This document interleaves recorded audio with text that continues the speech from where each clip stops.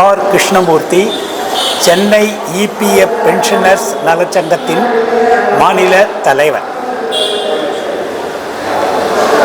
EPF 1952 துவங்கப்பட்ட காலத்திலிருந்து சமூக பாதுகாப்பு தொழிலாளர்களுக்கு அளிக்கக்கூடிய திட்டம் என்ற முறையில் மத்திய அரசு அமுல்படுத்தி 90 வரை பல்வேறு அறிமுக திட்டங்களை பயன்பாட்டுக்கு கொண்டு வந்தது.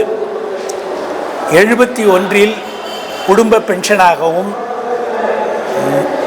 இயற்கை மரணம் எழுதக்கூடியவர்களுக்கு கூட EDLI திட்டமாகவும்,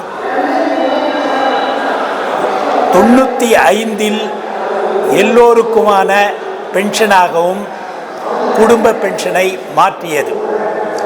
இந்த பென்ஷன் வரக்கூடிய காலங்களில் மேலும் பல்வேறு சலுகைகளுடன் முன்னேற்றத்துடன் செயல்படுத்தப்படும் என்ற உத்தரவாதம் அளிக்கப்பட்டது.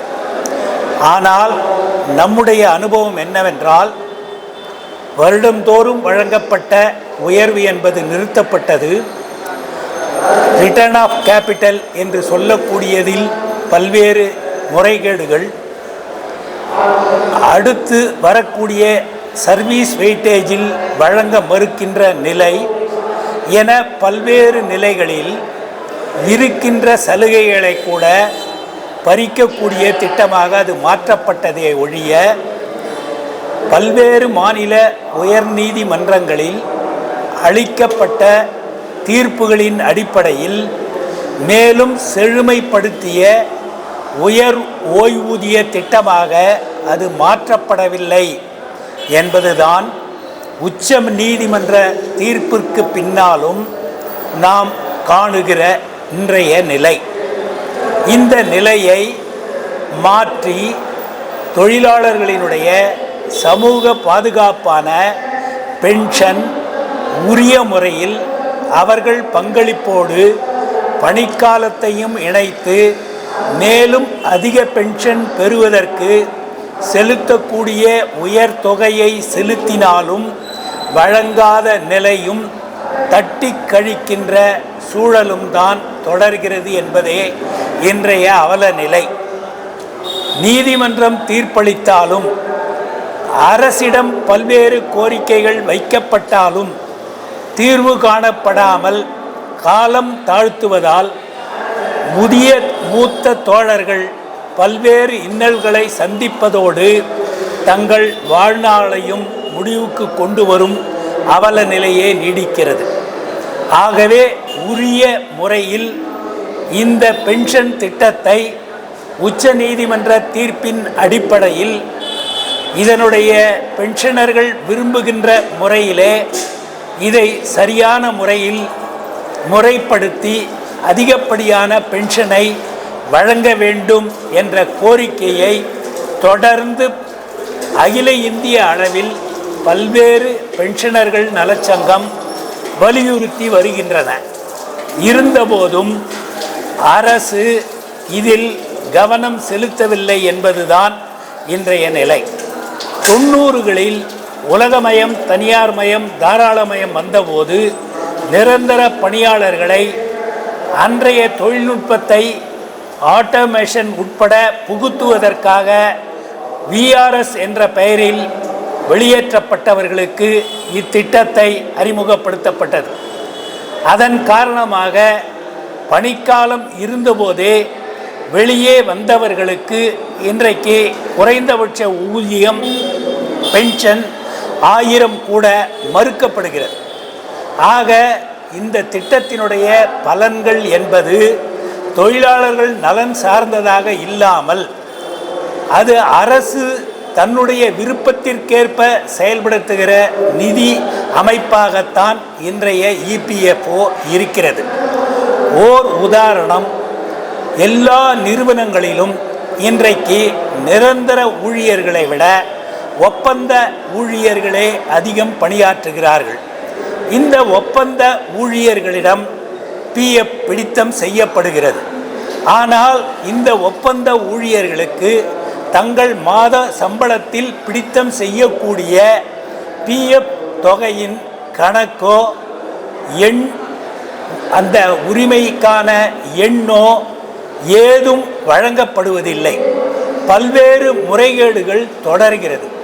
தொழிலாளர்களிடமிருந்து சந்தா வசூலிக்கிற பிஎஃப் தொகையை பிடிக்கிற இந்த நிறுவனம் அவர்களின் மீது கவனம் செலுத்த அக்கறையற்ற போக்கும் தற்போது பணியாற்றி கொண்டிருப்பவர்களிடமும் தொடர்கிறது. இதற்கு முன்னர் பணியாற்றி ஓய்வு பெற்றவர்களுக்கும் பலன் இல்லை, பணியிலே இருப்பவர்களினுடைய பலன்களும் பாதிக்கப்படுகிறது என்கின்ற சூழல்தான் இருக்கிறது. அணி திரட்டப்பட்ட ஊழியர்களினுடைய வைப்பு நிதிக்கு 12% என்பது வட்டியாக வழங்கியது கடந்த காலம். இந்த தொகைகளை பங்குச்சந்தையில் முதலீடு செய்ததற்கு பின்னால் தற்போது அரசு 8% தான் வழங்குகிறது என்பதே தற்போதைய நிலை. ஆக தற்போது பணியாற்றுகின்ற ஊழியரினுடைய நிதி சேமிப்புக்கும் வட்டி குறைத்தது, பென்ஷனர்கள் வாழ்க்கைக்கு உரிய பென்ஷன் வழங்குவதிலும் காலதாமதமும் அலட்சியமும் செய்கிறது என்பதை எதிர்த்து பென்ஷனர்களினுடைய கருத்துக்களை பகிர்ந்து கேட்டு அந்த கருத்துக்களை ஒருங்கிணைத்து அகில இந்திய அளவிலே இருக்கின்ற பல்வேறு சங்கங்களினுடைய அனுபவங்களை தொகுத்து நீதிமன்றங்கள் வழங்கிய தீர்ப்புகளை கூட நிறைவேற்றாத நிலையை கண்டித்து கருத்தரங்கங்கள் எல்லா இடங்களிலும் நடத்தி ஊழியர்களை ஒருங்கிணைத்து ஒரு போராட்ட களம் காண்பதற்காக தொடர்ந்து முயற்சிகளை மேற்கொண்டு வருகிறோம். அதனுடைய ஒரு பகுதியாக இன்றைக்கு சென்னை இபிஎஃப் பென்ஷனர்கள் நலச்சங்கத்தின் சார்பிலே வடக்கு மண்டலத்திலே அம்பத்தூரிலே கருத்தரங்கம் நடத்தி கொண்டிருக்கிறோம். இந்த கருத்தரங்கத்தில் பென்ஷன் என்பது அடிப்படை உரிமைகளிலே ஒன்று.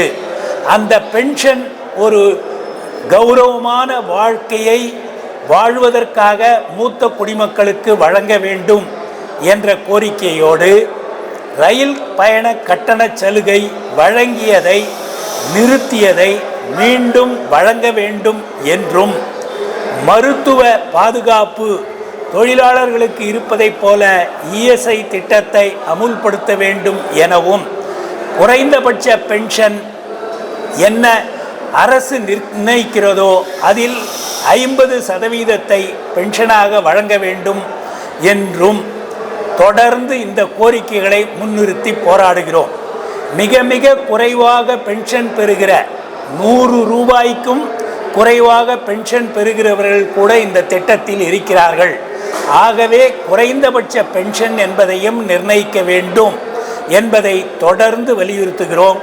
நீதிமன்றம் கொடுத்த தீர்ப்பின் அடிப்படையில் தங்களுடைய பங்களிப்பை செலுத்துகிற தொழிலாளர்களுக்கு அதிகபட்ச பென்ஷனையும் வழங்குவதற்கு உரிய நடவடிக்கைகளை விரைந்து எடுக்க வேண்டும் என்பதோடு, கடந்த காலத்தில் 27,000 பேர் பெற்றுக்கொண்டிருந்த உயர் பென்ஷனை நீதிமன்ற தீர்ப்பை காரணம் காட்டி நிறுத்தியதை வழங்க வேண்டும் என்ற கோரிக்கைகளை முன்னிறுத்தி கருத்தரங்கம் மட்டுமல்ல, அரசை வலியுறுத்துவதோடு மட்டுமல்ல, தொடர்ந்து போராட்டங்களின் மூலம் இந்த கோரிக்கைகளை வென்றெடுக்க திட்டமிட்டு செயல்படுகிறது சென்னை இபிஎஃப் பென்ஷனர்கள் நலச்சங்கம்.